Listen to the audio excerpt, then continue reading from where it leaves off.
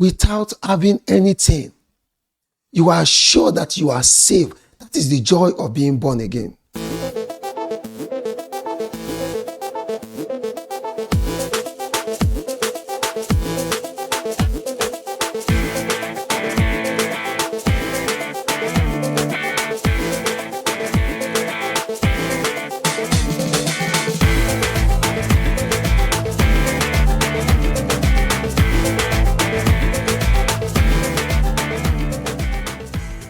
Good morning, good afternoon, good evening, good night, wherever you're tuning into this channel, OneVerse International on YouTube.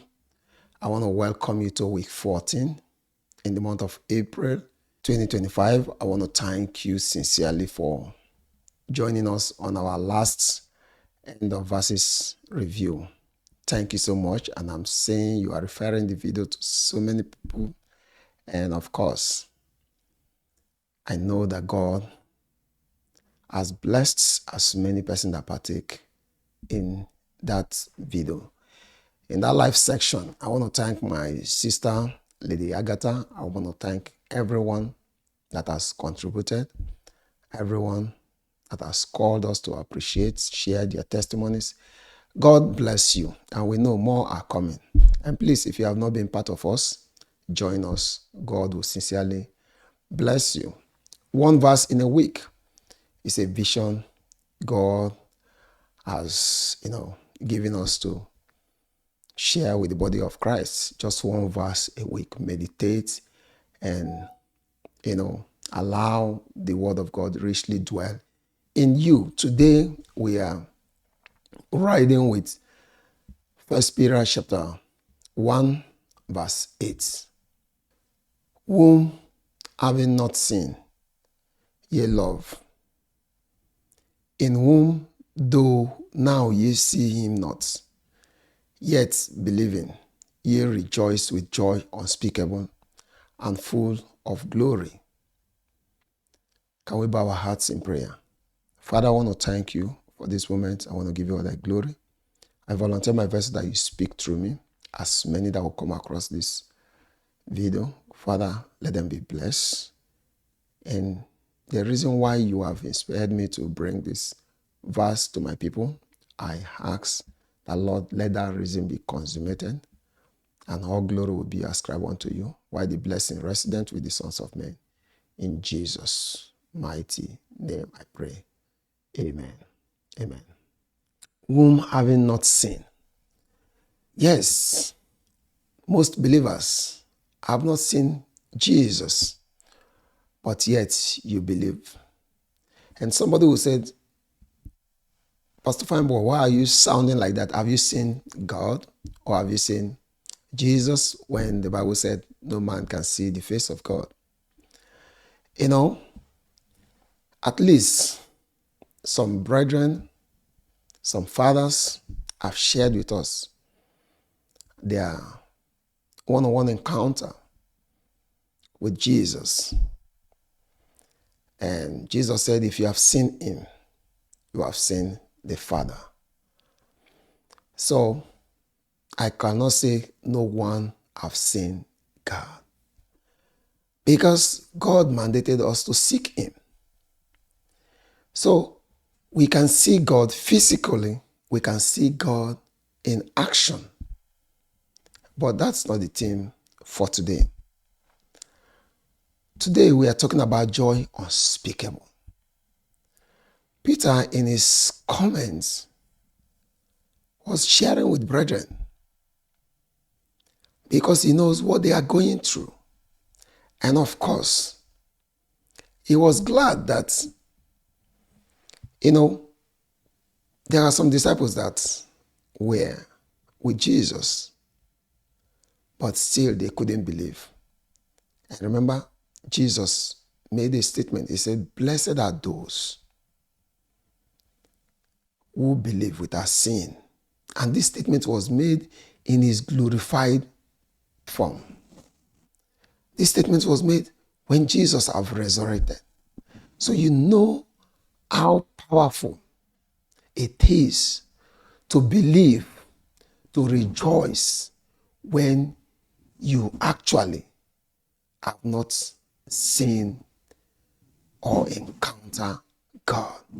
That you hear the good news and you already filled with joy. Some of us have already have an encounter, but situations strike and took away our joy. Remember, Jonah told us that it is a sad thing for us to despise the mercy of God just because our hearts has been cleansed unto the things of the world. We begin to forsake the mercy of God. And so interestingly, when God revealed this verse to me, he asked me a question. He said, when last do you wake up in the morning and you are filled with joy just because you are born again, just because you are assured that you are saved? When last? Because that was my daily activity. That was my regular activity, that without having anything, you are sure that you are saved. That is the joy of being born again. But you see, the more we have, the more our things begin to have places in our heart, to the point that when we lose them, we are filled with sadness. He said, when last were you excited that you are born again?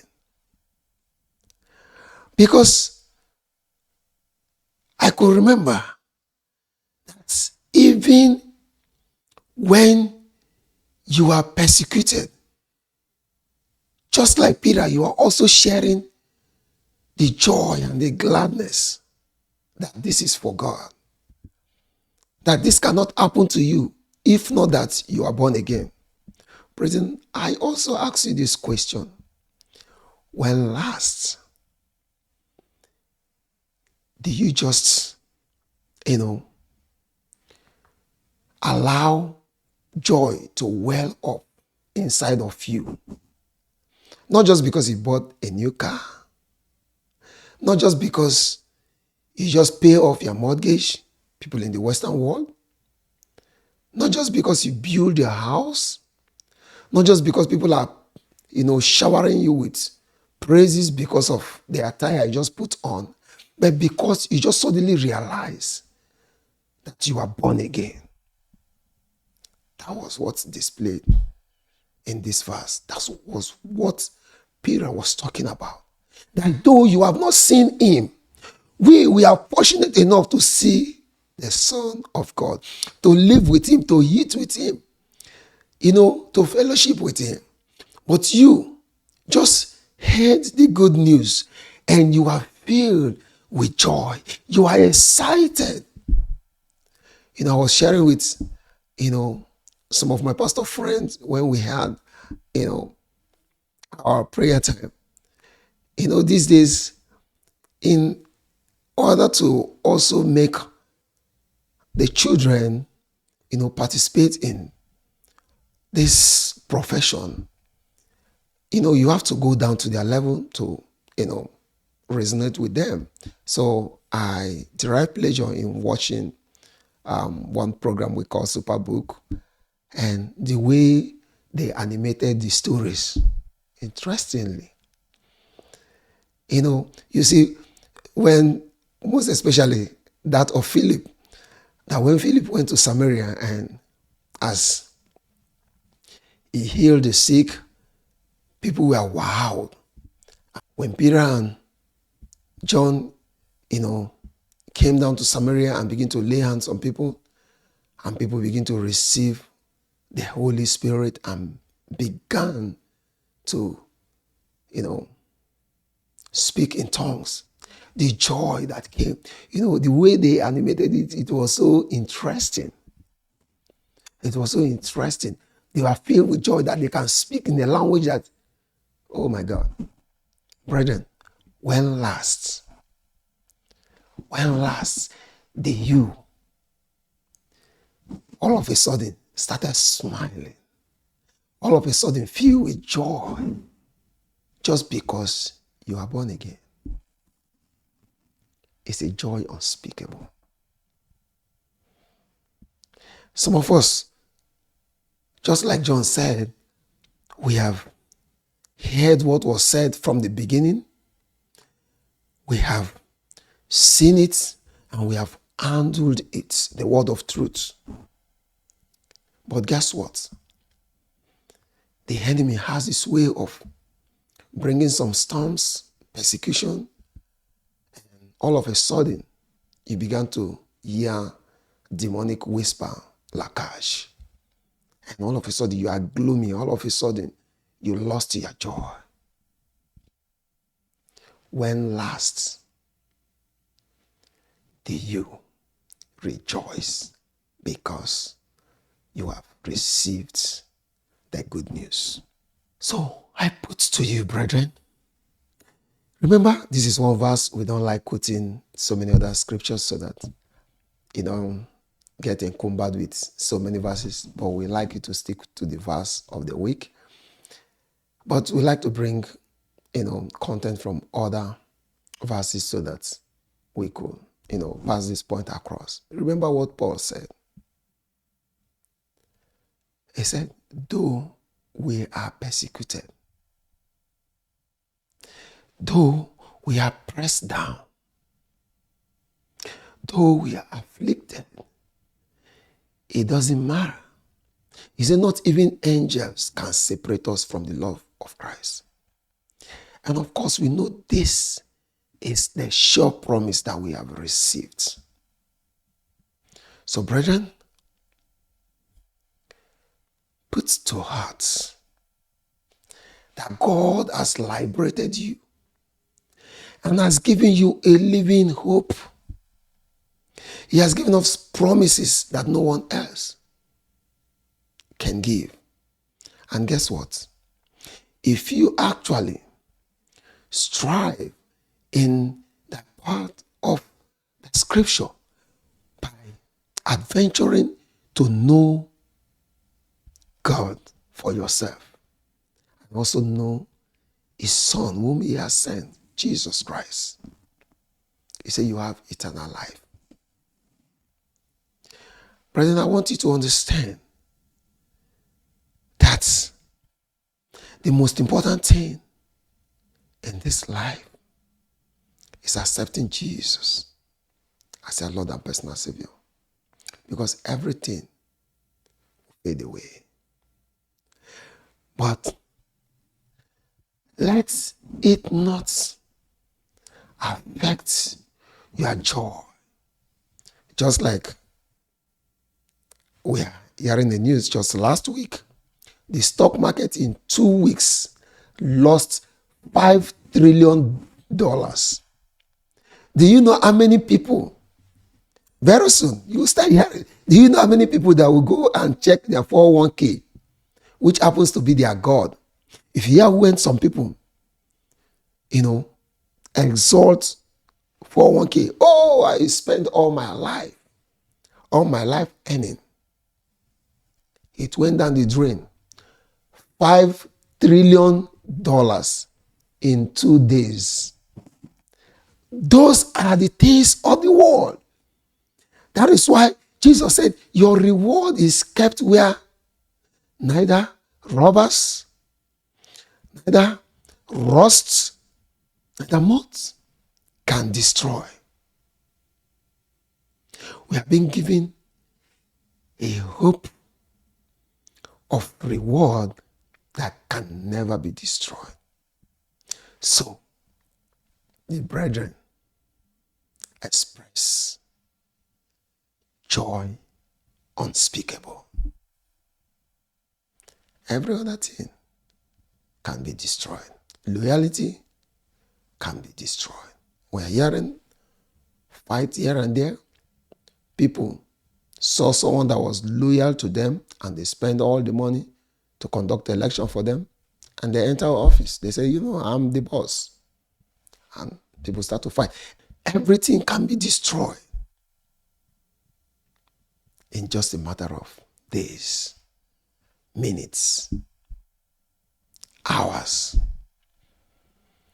But receiving Jesus as a Lord and personal Savior, and deliberately put a wall, a fence around it to God that believe in you, is what joy unspeakable. Let me leave you with this question that the Holy Spirit asked me. When last do you express joy unspeakable just because you are born again? Can we bow our hearts in prayer? Father, I want to thank you. I want to give you all the glory. I want to give you all the honor. Who is like unto thee, O Lord? You are giving us all things pertaining to life and godliness. You have given us great promises that we should persevere to know God experientially and know Jesus whom you have sent.